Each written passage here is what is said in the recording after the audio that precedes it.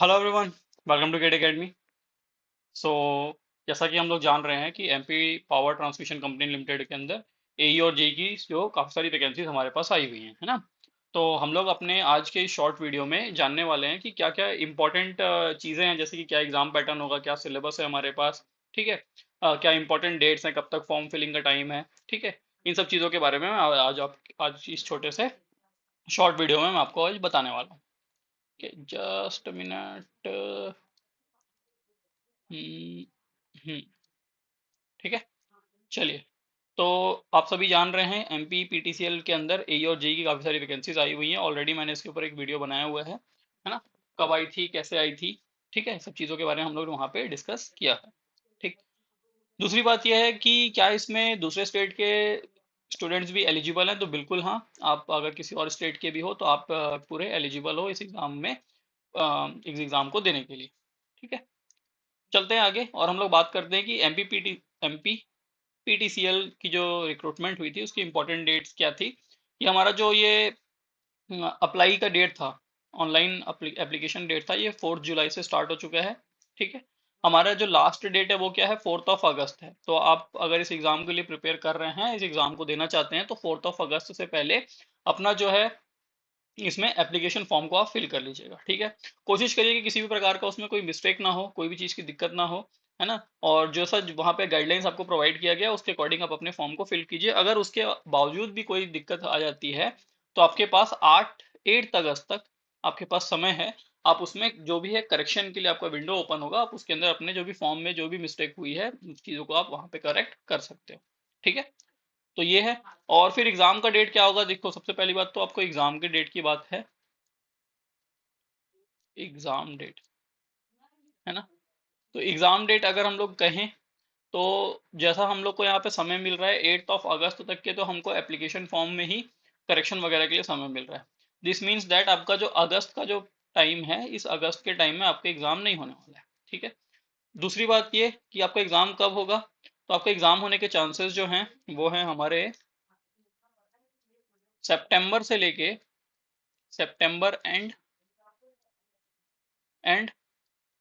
अक्टूबर start. ठीक है। तो सितंबर के आखिरी वीक से लेके अक्टूबर के फर्स्ट और सेकेंड वीक के अंदर एग्जाम होने के मोस्ट प्रोबेबली चांसेस आपके इसी समय पे हैं। ठीक। तो आपके पास अभी कितना समय है, अभी हमारा चल रहा है जुलाई, आधा जुलाई बीत चुका है। जुलाई से अगस्त, अगस्त से सितंबर, और सितंबर के भी एंड से लेके अपन अक्टूबर मान लेते हैं। ठीक है। तो 1 मंथ, 2 मंथ और अराउंड 3 मंथ, मतलब 90 डेज है आपके पास। मिनिमम 90 डेज है। ठीक है। ये मिनिमम की बात कर रहा हूँ मैं। तो मिनिमम आपके पास 90 डेज है, इसके अंदर आप अपनी प्रिपरेशन को कंक्लूड कर सकते हो और एग्जाम की अच्छे तरीके से प्रिपेयर कर सकते हो, है ना। ठीक। तो ये हमारा बात हो गया तो भाई कि हमारे पास क्या क्या समय, टाइमलाइन क्या है, किसके हिसाब से हमको तैयारी करना स्टार्ट करना है। ठीक। आफ्टर दैट जो जेई की जो वैकेंसीज है वो हमारे पास कितनी वैकेंसीज आई हैं इस बार, 247 वैकेंसीज है, जो कि काफ़ी ज़्यादा नंबर्स हैं, है ना। इलेक्ट्रिकल की अगर हम लोग बात करें, ट्रांसमिशन के अंदर ही पूरी वैकेंसीज है क्योंकि ये पावर ट्रांसमिशन कंपनी लिमिटेड है। तो पूरी की पूरी वैकेंसीज आपके किसकी, जेई की 247 वैकेंसीज है, इलेक्ट्रिकल ब्रांच की बात कर रहे हैं।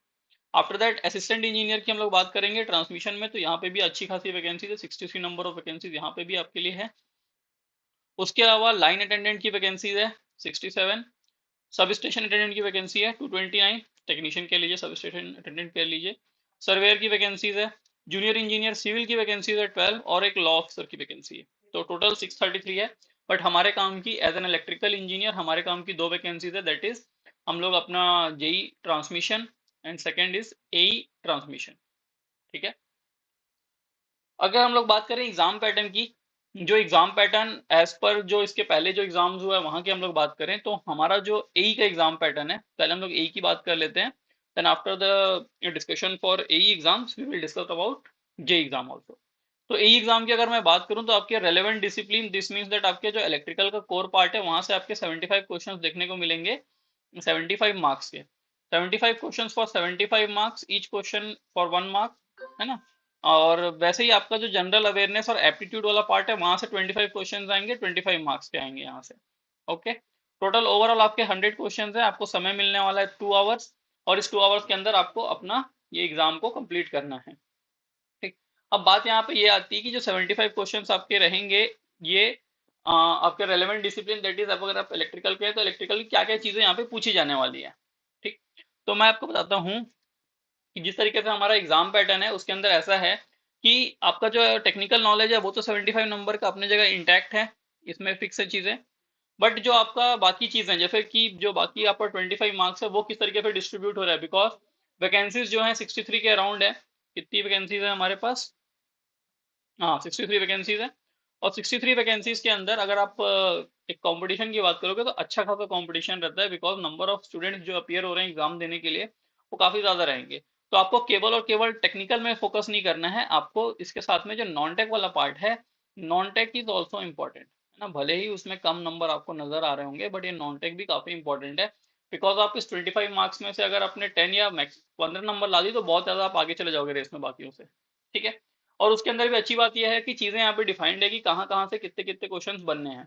तो अगर आपके हिस्ट्री ज्योग्राफी की बात करें तो हिस्ट्री ज्योग्राफी मिला के 6 नंबर के क्वेश्चन आपको आने वाले हैं। पॉलिटी, इंफॉर्मेशन टेक्नोलॉजी और इन्वायरमेंट, तो information technology means computer science के बारे में, और इन्वायरमेंट ज्यादा बड़ा पार्ट नहीं है। पॉलिटी है कि ये भी अच्छा चीज है, क्योंकि अगर आपको हिस्ट्री बोरिंग लगता है तो आप एक बार के लिए पॉलिटी पढ़ सकते हैं। तो आप ये मान लो कि आप यहाँ पे 6 नंबर में से आराम से 4-5 नंबर ला लोगे। Then current affairs and Madhya Pradesh general knowledge. अब दिक्कत बच्चों की ये आती है कि आपको लग रहा होगा कि भाई मेरा एमपीपीटीसीएल का एग्जाम है तो मेरे पास जो क्वेश्चन आने वाले हैं उसमें एमपी का जीके बहुत ज्यादा पूछने वाला है, तो बहुत ज्यादा नहीं पूछने वाला है। अगर वेटेज वाइज बात करें तो 3 नंबर का ही आपका एमपी का जीके है। अगर आपको लग रहा है कि मैं प्रिपेयर नहीं कर पाऊंगा मध्य प्रदेश का जीके तो आप छोड़ दीजिए उसको, है ना। बट करंट अफेयर्स आप जरूर प्रिपेयर कर लीजिए, लास्ट 6 मंथ के करंट अफेयर्स आपको एटलीस्ट करके जाने हैं, है ना। लास्ट 6 मंथ्स, लास्ट 6 मंथ्स के करंट अफेयर्स कीजिए। और अगर आपको लगता है कि नहीं भाई मेरा मध्य प्रदेश का जनरल नॉलेज मैं नहीं कर पाऊंगा, या आपको करना भी है तो कोई भी मार्केट में ऑफलाइन अवेलेबल एमपी जीके की बुक ले लीजिए। ठीक है। जैसे कि अपनी अरिहंत की एक जीके की बुक आती है ना, ईयरली जीके की बुक आती है पतली सी मनोहर पांडे वाली, उसी तरीके से आप मध्य प्रदेश जनरल नॉलेज की बुक ले सकते हैं। ठीक है, अगर आपके पास समय है, आप पढ़ना चाहते हैं तो आप उसको जरूर पढ़ लीजिए। आफ्टर दैट आपका जो रीजनिंग और मैथमेटिक्स वाला पार्ट है वहां से आपके 7 नंबर के क्वेश्चन आने वाले हैं, और यहाँ से भी जो क्वेश्चन आएंगे, बिकॉज ये जो आपका एग्जाम है ये आपके नॉन टेक्निकल नॉलेज को टेस्ट करने के लिए नहीं है, ये आपके टेक्निकल नॉलेज को टेस्ट करने के लिए। तो यहाँ से जो भी क्वेश्चन आने वाले हैं, history, geography, polity, current affairs, reasoning और मैथमेटिक्स, ये बहुत ही इजी क्वेश्चन रहेंगे, इजी लेवल के क्वेश्चन रहेंगे। ठीक है। बात जो आएगी आपकी वो रहेगी, मेन इंपॉर्टेंट चीज है वो आपका टेक्निकल वाला पार्ट है। टेक्निकल पार्ट को आप कैसे कंप्लीट करोगे, कैसे कवर करोगे, और क्या क्या सिलेबस है हमारा टेक्निकल पार्ट के अंदर। अब देखते हैं टेक्निकल पार्ट का जो हमारा सिलेबस है। तो अगर मैं इलेक्ट्रिकल इंजीनियरिंग के सिलेबस की बात करूं तो हमारे पास यहाँ पे इलेक्ट्रिकल सर्किट्स है, सिग्नल एंड सिस्टम है, इलेक्ट्रिकल मशीन्स है, पावर सिस्टम है, कंट्रोल सिस्टम है, इलेक्ट्रिकल एंड इलेक्ट्रॉनिक्स मेजरमेंट है, एनालॉग एंड डिजिटल इलेक्ट्रॉनिक्स है, पावर इलेक्ट्रॉनिक्स है। तो मोटा मोटा मैं कहूँ आपको तो ये हमारा जो है ये किसका सिलेबस है, ये गेट का ही सिलेबस है। ठीक है। ये गेट का सिलेबस है except the part of mathematics, तो मैथ्स छोड़ करके हमारे पास पूरा का पूरा ये गेट का सिलेबस है। कुछ हमारे कह सकते हो आप ये भी कि माइक्रो प्रोसेसर वगैरह नहीं है इसमें, तो वो ठीक है, उससे भी हमारा इसमें ज्यादा आता नहीं है क्वेश्चंस गेट वगैरह में भी, है ना। जो मेन मेन टॉपिक्स है हमारे दैट इज इलेक्ट्रिकल सर्किट्स, इसके अंदर अपना बेसिक इलेक्ट्रिकल इंजीनियरिंग, ईएमएफ, सब चीजें यहाँ पे कंप्लीट हो जा रही हैं। सिग्नल सिस्टम है, इलेक्ट्रिकल मशीन है, मशीन के अंदर भी पूरा है, पावर सिस्टम है, कंट्रोल सिस्टम है, सिग्नल सिस्टम है ना। तो मेजोरिटी जो पोर्शन जो है गेट का एग्जाम का ही है। और क्योंकि आप जान रहे हो एई का एग्जाम है, एई लेवल के एग्जाम होने वाले हैं, तो इसका मतलब ये रहेगा कि एग्जाम में पूछे जाने वाले क्वेश्चन का लेवल भी थोड़ा अच्छा रहेगा। ठीक। तो यहाँ पे मैं कहूंगा कि जो एई एग्जाम की प्रिपरेशन कर रहे हैं, या अदर स्टेट के एई एग्जाम की या जेई एग्जाम की प्रिपरेशन कर रहे हैं, थोड़ा जो डेडिकेटली जेई एग्जाम की प्रिपरेशन कर रहे हैं उनको थोड़ा सा और मेहनत करना पड़ेगा ई एग्जाम क्लियर करने के लिए। ठीक है। बट जो गेट के प्रिपरेशन कर रहे हैं, जो ईएस की प्रिपरेशन कर रहे थे, उनके लिए क्या होगा, ये इजी रहेगा थोड़ा, क्योंकि देखिए टेक्निकल जो स्कोप है 75 मार्क्स का है, उसमें अच्छा खासा नंबर स्कोर कर पाओगे, बिकॉज सिलेबस आपके अकॉर्डिंग है, और नंबर नंबर ऑफ डेज यहाँ पे कम मिल रहे हैं प्रिपरेशन के लिए। तो जो ऑलरेडी प्रिपेयर कर रहे थे उनके लिए अच्छा अपॉर्चुनिटी है, जो अभी स्टार्ट करने वाले हैं उनको थोड़ा सा और एफर्ट लगाना पड़ेगा अपने हैंड से। ऐसा नहीं कि पॉसिबल नहीं है, but you have to put more effort in this. Then हम लोग बात कर लेते हैं, ये हमारा ऑफिशियल सिलेबस है ना। ये ऑफिशियल सिलेबस हमको क्या बात कह रहा है कि हमारे जो इलेक्ट्रिकल सर्किट का सिलेबस है उसके अंदर क्या क्या चीजें हैं, डिटेल सिलेबस यहाँ पे मौजूद है। इलेक्ट्रिकल सर्किट के अंदर नेटवर्क एलिमेंट्स, बाकी ये सब चीजें आप जान ही रहे हो, है ना। एक बार इसको आप पॉज करके पढ़ सकते हो, और इसका पीडीएफ चाहिए रहेगा आपको तो आप इसके वेबसाइट पे जा करके आप वहां से डाउनलोड कर सकते हो। देन इलेक्ट्रोमैग्नेटिक फील्ड, ईएमएफ है यहाँ पे। ईएमएफ हम लोग ये देखते ही हैं गेट के सिलेबस में। सिग्नल एंड सिस्टम है, ठीक है। तो electrical circuits, EMF, signal and system. Electrical machine का पार्ट है, इलेक्ट्रिकल मशीन के पार्ट में हमारा सिंक्रोनस मशीन, ठीक है, single phase transformer, DC machines and induction machines, ये चारों चीज यहाँ पे कवर हो जा रही हैं। Okay. Then power system, power system के अंदर भी हमारा क्या है, जो जनरेशन है, ट्रांसमिशन है। देन आफ्टर दैट आपका लोड फ्लो एनालिसिस वगैरह है, ठीक है। इसमें वो भी है, प्रोटेक्शन भी है, डिस्ट्रीब्यूशन है, प्रोटेक्शन भी होगा कहीं पे। ये तो है हमारा, है ना, प्रोटेक्शन वगैरह। तो प्रोटेक्शन भी है इसके अंदर, ठीक है। तो ये पावर सिस्टम में सारा चारों चीजें यहाँ पे कंप्लीट हो रही हैं।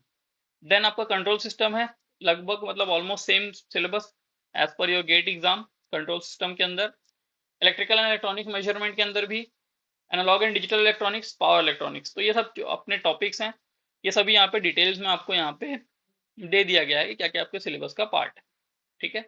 तो जो प्रिपेयर ऑलरेडी कर रहे थे, ए एग्जाम को अपना मेन एम बना के चले हुए हैं, जो ए एग्जाम की प्रिपरेशन कर रहे हैं, जिनको ए बनना है, उनके लिए काफी अच्छी अपॉर्चुनिटी है, ठीक है। और आगे चलते हैं हम लोग, और अगर जेई पैटर्न की बात करें, बट बिफोर, अच्छा ठीक है, मैं जेई की बात कर लेता हूँ, फिर मैं आपको बताता हूँ कि भाई आपको, आप कैस्पिन स्टूडेंट्स को जेई का भी प्रिपेयर करना चाहिए, साथ में ए का भी प्रिपेयर करना चाहिए, या केवल ए का करें, क्या केवल जेई का करें, तो क्या चीजें हो सकती हैं यहाँ पे मैं आपको बताऊंगा। नाउ मूविंग फॉरवर्ड, अब हम लोग बात करते हैं हमारे क्या एग्जाम पैटर्न है जेई एग्जाम का, ठीक है। तो जेई एग्जाम की अगर हम लोग बात करें, तो आपके रेलेवेंट डिसिप्लिन से पूछे जाने वाले क्वेश्चंस जो रहेंगे, अब नंबर ऑफ क्वेश्चंस कम हो जाएंगे। जो ए एग्जाम में हुआ करते थे वो 75 क्वेश्चंस पूछ रहे थे, 15 क्वेश्चंस ज्यादा पूछे जा रहे थे, अब वो क्वेश्चंस आपके कहाँ चले गए, जनरल अवेयरनेस और एप्टीट्यूड वाले पार्ट में चले गए। यहाँ पे भी आपको 2 घंटे का एग्जाम होने वाला है, और 100 क्वेश्चन आपको सॉल्व करने हैं, ठीक है। और जैसा कि आप जान रहे हो कि अगर जेई एग्जाम का, जेई लेवल का एग्जाम हो रहा है, दिस मीन्स दैट वहां पे आपके जो न्यूमेरिकल क्वेश्चंस हैं वो न्यूमेरिकल क्वेश्चंस रहेंगे, but those numerical questions will be of 1 step और 2 स्टेप, फॉर्मूला बेस्ड क्वेश्चंस, है ना, more theoretical question, fact based question ज्यादा आपको नजर आएंगे एज कम्पेयर टू आपके जेई ए एग्जाम के। एमपीपीटीसीएल जेई में जो सब्जेक्ट वाइज डिटेल है कि क्या कौन सा सब्जेक्ट कितने मार्क्स का आने वाला है, क्या क्या चीजें रहेंगी उसके अंदर, तो हिस्ट्री ज्योग्राफी जो पहले 6 नंबर का था, अब वो 10 नंबर का हो गया है। पॉलिटी इंफॉर्मेशन टेक्नोलॉजी और एनवायरनमेंट जो पहले 6 नंबर का था, वो 10 नंबर का हो गया है। जनरल करंट अफेयर्स और मध्य प्रदेश का जो जीके है, वो पहले 6 नंबर का था, अब 10 नंबर का हो गया है। और रीजनिंग और मैथमेटिक्स पहले 7 नंबर का था, अब 10 नंबर का हो गया। तो टोटल मिला के यहाँ से आपके कितने नंबर बन रहे हैं, यहाँ से आपके 40 नंबर बन रहे हैं, है ना, 40 मार्क्स के क्वेश्चन यहाँ से आपके आने वाले हैं। और जो आपका टेक्निकल फील्ड है, टेक्निकल फील्ड से आपके 60 क्वेश्चन आने वाले हैं, ठीक है। अब यहाँ पे अगर आप जेई एग्जाम की प्रिपरेशन कर रहे हो, तो आपके लिए जरूरी हो जाता है कि आप नॉन टेक्निकल वाला पार्ट भी अच्छे तरीके से कंप्लीट करें, बिकॉज अब आपका जो मार्क्स का वेटेज है वो पहले के मुकाबले काफी ज्यादा हो गया, ऑलमोस्ट आप मान लो कि डबल ही हो गया है, ठीक है। तो आपको यहाँ पे मेहनत करनी पड़ेगी अपने नॉन टेक्निकल वाले पार्ट में भी।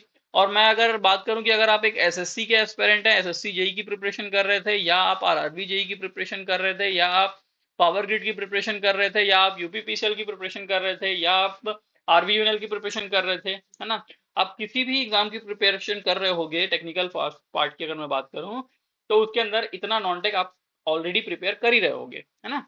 तो ये चीजें आपके लिए क्या हो जाएंगी, अच्छी हो जाएंगी, ईजी हो जाएंगी।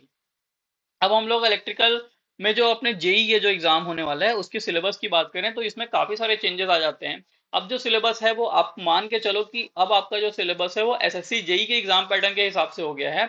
एई के एग्जाम में वो गेट के सिलेबस के अकॉर्डिंग पूछा जा रहा था, ठीक है।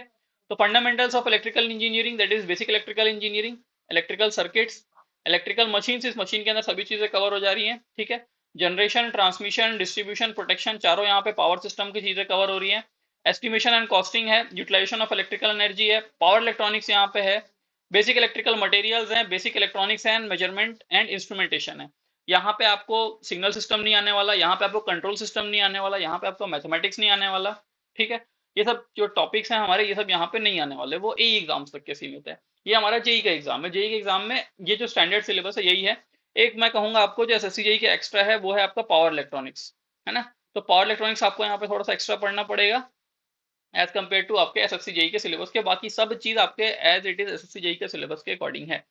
अब अगर हम लोग सिलेबस की डिटेल्स की बात करें तो डिटेल्स यहाँ पे अवेलेबल है। आपका जो फंडामेंटल ऑफ इलेक्ट्रिकल इंजीनियरिंग है उसके अंदर resistance, inductance, capacitance, current, voltage, power, energy, Kirchhoff's law, magnetic materials, electromagnetic induction, self and mutual induction, ऐसी फंडामेंटल्स, ये सभी चीजें यहाँ पे कवर हो जा रही हैं आपके फंडामेंटल्स ऑफ इलेक्ट्रिकल इंजीनियरिंग के अंदर। ठीक है।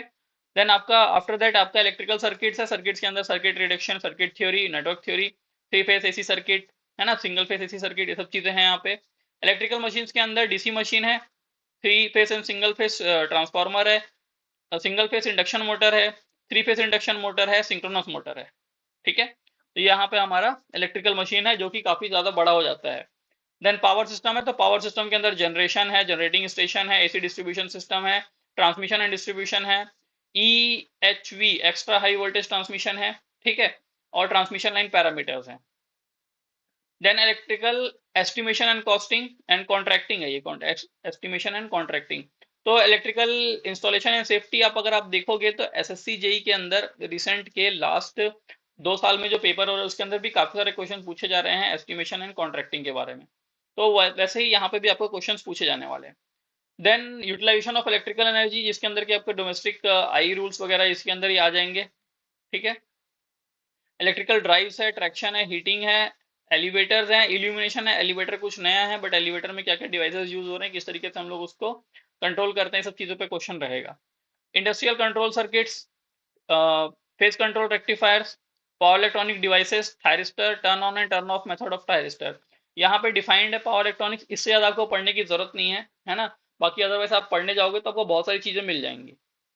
देन इलेक्ट्रिकल इंजीनियरिंग मटेरियल्स के अंदर बैटरीज है हमारी, जो कि हम लोग ऑलरेडी कवर करते हैं। बेसिक इलेक्ट्रिकल इंजीनियरिंग के अंदर कंडक्टिंग मटेरियल्स ऑलरेडी कवर होता है, डाइलेक्ट्रिक मटेरियल्स ऑलरेडी कवर होता है, इंसुलेटिंग मटेरियल कवर होता है, मैग्नेटिक मटेरियल कवर होता है, सेमीकंडक्टर मटेरियल बेसिक इलेक्ट्रॉनिक्स में कवर हो जाता है। ठीक है। बाकी जो कुछ चीजें हमारी रह जाती है कि फ्यूज हो गया, सोल्डरिंग हो गया, थर्मोकपल मटेरियल, तो आपको इसको अलग से पढ़ने की कुछ खास रिक्वायरमेंट नहीं है, बट ये सब चीजें आपके कहीं ना कहीं आपके बाकी सब्जेक्ट्स के अंदर इनकॉर्पोरेट हो जा रही है। बेसिक इलेक्ट्रॉनिक्स की बात करें तो basics of semiconductor, PN junction diode, bipolar junction diode, transistor, field effect transistor and operational amplifier. ये ऑपरेशनल एम्पलीफायर एक्स्ट्रा है एज कम्पेयर टू एसएससी का सिलेबस, बाकी अदरवाइज सब चीजें यहाँ पे सेम है। लास्ट दैट इज अपना मेजरमेंट की बात करें तो मेजरमेंट के अंदर एनालॉग इंस्ट्रूमेंट है, एसी वोल्ट मीटर है, एनालिसिस है, इंस्ट्रूमेंट ट्रांसफॉर्मर है, एलसीआर ब्रिज है, measurement of energy and power and potentiometer and cube meter. ये हमारा सिलेबस हो जाता है किसका, जेई एग्जाम का। अब हम लोग बात करते हैं कि भाई आप एक एग्जाम देने जा रहे हो, आप प्रिपरेशन कर रहे हो, आपके पास 100 डेज है, और आप एई एग्जाम की प्रिपरेशन करोगे या जेई एग्जाम की प्रिपरेशन करोगे, आपको दोनों ही करनी चाहिए। तो मेरा कहना यह है कि आप अभी तक अगर डेडिकेटली सिर्फ जेई एग्जाम की प्रिपरेशन कर रहे थे तो मैं कहूंगा कि आप अभी भी जेई एग्जाम की ही तैयारी करिए। ठीक है। अगर आपका जो टारगेट था ये एसएससी जेई का एग्जाम था या आरआरबी जेई का एग्जाम था, तो आपके लिए बेटर ये होगा कि आप अभी भी क्या करें, एमपी पीटीसीएल में जेई एग्जाम को टारगेट करें, ए एग्जाम को टारगेट ना करें। नहीं करने का रीजन क्या है, नहीं करने का रीजन मेरे हिसाब से ये आपका बनता है कि आपको अब जो आप चीजों को पढ़ रहे थे अभी तक के, बिकॉज आपके पास 100 डेज हैं, आप उन 100 डेज के अंदर आपको नए टॉपिक्स पढ़ने हैं। क्या आपको नए टॉपिक्स पढ़ने हैं? पावर इलेक्ट्रॉनिक्स, पावर इलेक्ट्रॉनिक्स आपको पढ़ना है, आपको कंट्रोल पढ़ना है। ठीक है। आपको सिग्नल सिस्टम पढ़ना है, you have to study signal system. ठीक। ये आपके 3-4 टॉपिक्स आपके एक्स्ट्रा हो जाएंगे, बट ये जो 3-4 टॉपिक है ये छोटे टॉपिक नहीं है, ये काफी बड़े टॉपिक है। तो आपको अब क्या करना पड़ेगा कि इन सब चीजों को from the scrap, from the start आपको ये पढ़ना पड़ेगा। ठीक है। वहीं अगर मैं बात करूं, क्योंकि बिकॉज आपका जो एसएससी का भी एग्जाम आने वाला है और इसी के लगभग आसपास ही एसएससी का एग्जाम भी होने वाला है, अक्टूबर के एंड में, आपको डेट मालूम चल गई है। ठीक है। तो ये जो आप प्रिपरेशन करोगे ये आपकी दोनों एग्जाम भी प्रिपरेशन में हेल्प करेगा, एसएससी जेई में भी हेल्प करेगा और आरआरबी ये अपना एमपी वाले जे इसमें भी, अपने ट्रांसमिशन जेई में भी हेल्प करने वाला है। ठीक है। सेकेंड थिंग, आप अगर आप किस चीज की प्रिपरेशन कर रहे हो, ताकि आपको ए की प्रिपरेशन करनी चाहिए। मतलब अगर आप ऑलरेडी गेट वगैरह एग्जाम की प्रिपेयर कर रहे थे, आपका तैयारी अच्छा है, बिकॉज ये जो सिलेबस है और एग्जाम का जो तरीका है पूछने का वो लगभग इस तरीके का ही है कि आप गेट एग्जाम की प्रिपरेशन कर रहे होगे या इंजीनियरिंग सर्विसेज एग्जाम की प्रिपरेशन कर रहे होगे तो आप इसके लिए प्रिपेयर कर सकते हो, या आप डेडिकेटेडली ए एग्जाम को टारगेट कर रहे थे तब। क्योंकि बिकॉज ये जो चीजें हैं जो मैंने यहाँ पे लिखी हैं, power electronics, control system, signal system, ये सब चीजों को तभी बंदा पढ़ता है जब वो कोई गेट एईएस एग्जाम की तैयारी कर रहा हो, है ना। तो अगर आप इन सब एग्जाम की तैयारी कर रहे थे तो आपके लिए बेटर ये है, सबसे अच्छा ऑप्शन ये है कि आप क्या करें, आप एई एग्जाम को भी फोकस में लेके चलें, और आपका जो इसके साथ ही साथ जेई का एग्जाम है ये भी इसमें कवर हो जाएगा। बट फैक्ट ये है कि जो गेट का एग्जाम होता है वो मोरली कहना चाहिए कि हमारा जो मेनली वो चीज रहती है वो ज्यादा न्यूमेरिकल बेस्ड रहती है ना, बहुत डेप्थ में कॉन्सेप्ट्स रहते हैं, बट उसमें स्टैटिक क्वेश्चंस नहीं आते। वही चीज अपने जो जेई के एग्जाम में होती है उसके अंदर आपके स्टैटिक डाटा, स्टैटिक क्वेश्चंस भी यहाँ पे पूछे जाते हैं, वैल्यू बेस्ड क्वेश्चंस, है ना। तो इन चीजों का आपको ध्यान रखना पड़ेगा। तो आई होप आपको क्लियर हो गया कि किसको जेई की प्रिपरेशन करनी है, किसको ए की प्रिपरेशन करनी है। ठीक है। आप फ्रेशर हो, फर्स्ट टाइम प्रिपेयर करने जा रहे हो एग्जाम में, आपने पहले इससे पहले नहीं देखा है कि कैसा एग्जाम होता है, क्या होता है, तो आप आवाज करेगा 2 मिनट बस। तो आप क्या करिए, आप जेई एग्जाम की प्रिपरेशन करिए, बिकॉज वहां पे आपके नंबर ऑफ वैकेंसीज ज्यादा हैं, आपके चांसेस ज्यादा हैं सिलेक्शन होने के। ठीक है। And next at the end, general syllabus जो है सबके लिए वो क्या है, मतलब आपके जो नॉन टेक वाला पार्ट है वहां पे आपके पास जनरल सिलेबस क्या है, तो वर्ल्ड हिस्ट्री है, ज्योग्राफी है, ज्योग्राफी इंडियन हिस्ट्री है ना, इंडियन हिस्ट्री के अंदर भी अपना एंशियंट हिस्ट्री है, मिडिवल हिस्ट्री है, मॉडर्न हिस्ट्री से ज्यादा क्वेश्चन पूछे जाएंगे, है ना। Colonial period, independence movement, post independence, modern history, modern world history ज्यादा क्वेश्चन नहीं बनते हैं। ठीक है। Physical, economic and human geography of India. ठीक। Physical, economic, geography of world, world से ज्यादा क्वेश्चन नहीं बनेंगे, जो चीज आपको देखनी है वो इंडिया वाली देखनी है अपने को, ठीक है ना। उसी तरीके से यहाँ पे हम लोग ने मेंशन किया हुआ है कि कॉन्स्टिट्यूशन पे क्वेश्चन बनने वाले हैं। ठीक है, किस तरीके से कॉन्स्टिट्यूशन फॉर्म हुआ, हमारा क्या पार्लियामेंट्री जुडिशियरी सिस्टम है। ठीक है। और फिर after that economy and ecology के ऊपर भी हमारे पास यहाँ पे हैं चीजें, conservation, pollution, climate change, disaster, सब चीजों पे है ना। Management, that is Madhya Pradesh general knowledge, Madhya Pradesh geography, history, culture, economy, culture आप एक बार देख लीजिएगा, कल्चर से आपके यहाँ पे क्वेश्चन बन जाएंगे, और कल्चर क्या पार्ट ज्यादा बड़ा भी नहीं रहता है। ठीक है। करंट अफेयर्स के अंदर आप जान ही रहे हैं, गवर्नमेंट स्कीम जो भी लेटेस्ट है, economic development, current policy, governance, current affairs etcetera, national and world importance की जो चीजें हैं वो सब चीजें यहाँ पे पूछी जाएंगी। Information technology, basic knowledge of IT, working knowledge of internet, MS office, computer awareness, basic hardware knowledge, ये सब चीजें यहाँ पे पूछी जाती हैं। और जनरल मैथमेटिक्स और लॉजिकल रीजनिंग, जो आपका जो कहना चाहिए कि जो आरआरबी जेई का वाला जो पार्ट है वो उसके अंदर कंप्लीट होता है। बाकी उसके अलावा ये जो सभी चीज है, अगर मैं सिर्फ इसमें से मैथमेटिक्स वाला पार्ट हटा दूं तो ये सभी चीज आप ऑलरेडी एसएससी जेई के प्रिपरेशन के लिए कर ही रहोगे, और उतना ही एनफ है आपके ये एग्जाम को क्लियर करने के लिए। ठीक है। Clear. So this was all about our MP PTCL AE and JE exam. मैं डेडिकेटेड वीडियो लेके आऊंगा आपके लिए, प्रीवियस ईयर क्वेश्चंस कराऊंगा, और आपको मैं यहाँ पे जो इंपॉर्टेंट क्वेश्चन की सीरीज है अलॉन्ग विद द प्रिपरेशन, किस तरीके से आप एसएससी जेई के साथ इस एग्जाम की भी प्रिपरेशन कर सकते हो, उसके बारे में भी मैं आपको यहाँ पे एक शॉर्ट वीडियो के माध्यम से यहाँ पे डिस्कस करूंगा। ओके। और गेट एकेडमी आप सभी के लिए जल्दी यहाँ पे एमपी पीटीसीएल एई और जेई की जो हमारे कोर्सेज हैं उसको लॉन्च करने जा रहा है। तो बस 1-2 दिन का वेट कीजिए, आपके यहाँ पे कोर्सेज लॉन्च हो जाएंगे, और आप उसके बाद हमारे कोर्स में एनरोल करके अपनी प्रिपरेशन को कंटिन्यू कर सकते हो। ठीक है। एट दिस टाइम, क्योंकि हमारा जो एग्जाम का जो समय है वो हमारे पास थोड़ा क्या है, टाइम की कमी है। अगर आप सोच रहे हो कि मैं कोई लाइव क्लास ले लूंगा, तो लाइव क्लास अगर आप लेने वाले हो तो आप लाइव क्लास में आपको वेट करना पड़ेगा अनटिल जब तक आपका जो भी टॉपिक आपके वीक है उसको कंप्लीट करने का मतलब फैकल्टी वहां तक ना पहुंचे। तो मेरा ये मानना है कि आपके लिए जो रिकॉर्डेड क्लासेस है वो बेस्ट है। ठीक है। रिकॉर्डेड क्लासेस इसलिए बेस्ट है बिकॉज आप चीजों को ऑलरेडी पढ़ रहे हो, है ना, कुछ चीजें आपकी वीक है, कुछ चीजें आपकी स्ट्रांग है, तो जो आपकी चीजें स्ट्रांग है उस टॉपिक को आप स्किप कर लीजिए यहाँ से। जो चीजें आपकी वीक है आप उसको वहां पे कंटिन्यू कर सकते हो, कंप्लीट कर सकते हो। After completing that, if you still have the time, you can complete the whole syllabus from here. ठीक है। चलिए, तो वो तो जब मैं सिलेबस आपके लिए कोर्स लॉन्च करेंगे तो मैं वहाँ पे आपको चीज़ें बताऊंगा कि आपको किस तरीके से प्रिपेयर करना है, कैसे प्रिपेयर करना है, किन किन टॉपिक्स को पहले देखना है, सभी चीज़ें के बारे में हम लोग यहाँ पे डिस्कस करेंगे अपने नेक्स्ट लेक्चर में। ओके। चलिए फिर मिलते हैं नेक्स्ट क्लास में। Till then tata bye.